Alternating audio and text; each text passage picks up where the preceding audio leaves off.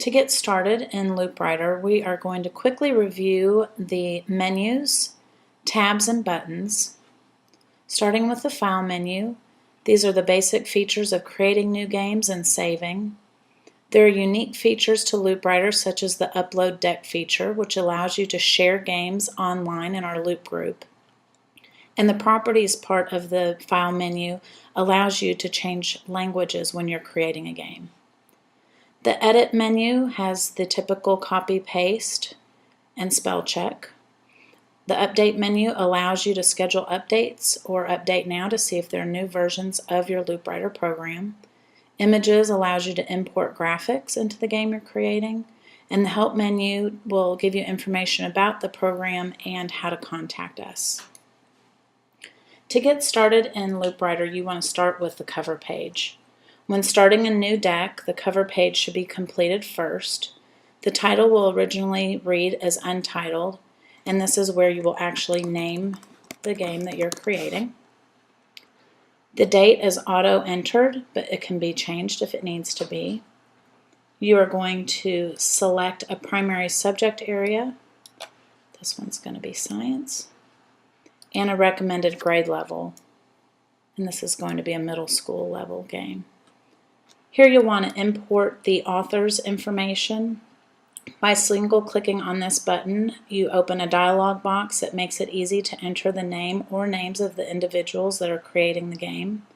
Put in your first name and last name, your building information and district, your city and state,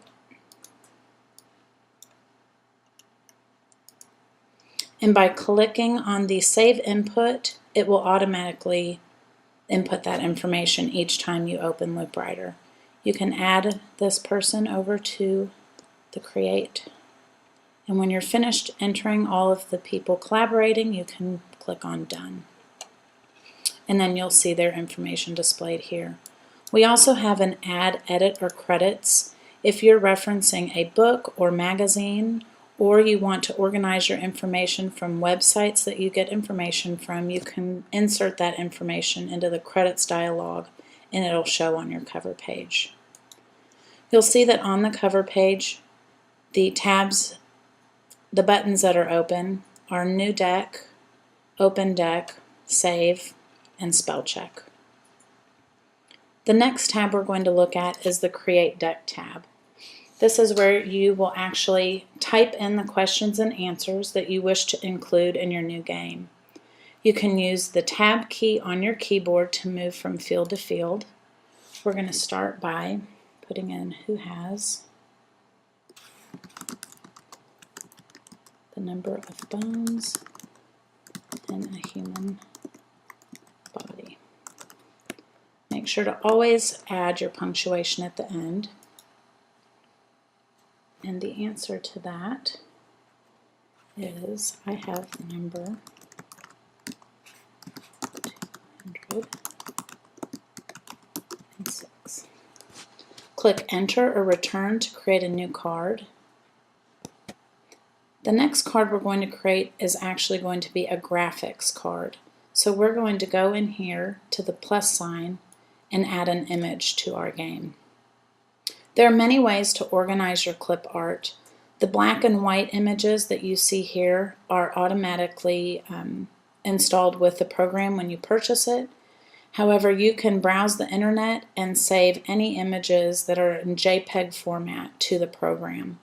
I'm going to go ahead and browse my hard drive as I've created on my desktop a folder for images. I'm going to select my shoulder image. LoopWriter automatically wants you to categorize because it'll actually save it for you. So for now I'm going to put miscellaneous and I'm going to select that image. And in the answer part of this I'm going to type in. For detailed explanation on how to import clip art and graphics, please visit our Adding Clip Art video. The humerus and scapula bones. Okay, and this is what your 10-card completed game will look like. A couple of features that are unique to the Create Deck screen is that if you highlight a portion of the text, you can bold the text, underline, or italicize.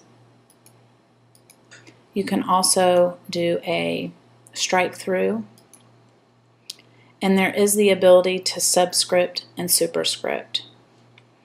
Another feature within the Create Deck screen is we do have a math symbols palette that can be added to the game as you're creating.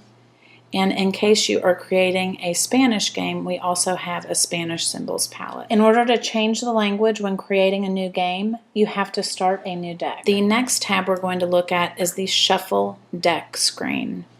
This is a unique feature to LoopWriter as it randomizes the order of the game that you've created.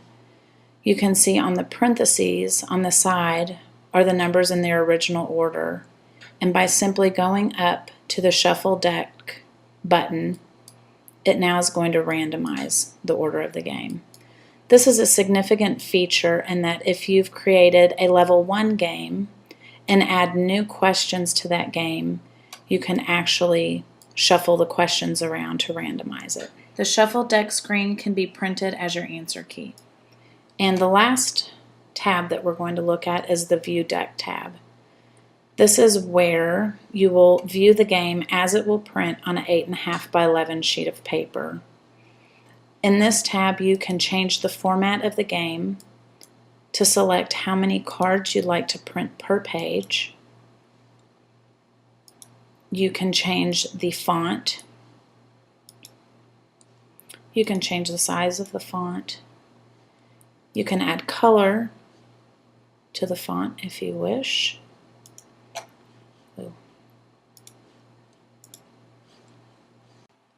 But now you've completed a game, you can print it, cut it out, and watch your students play.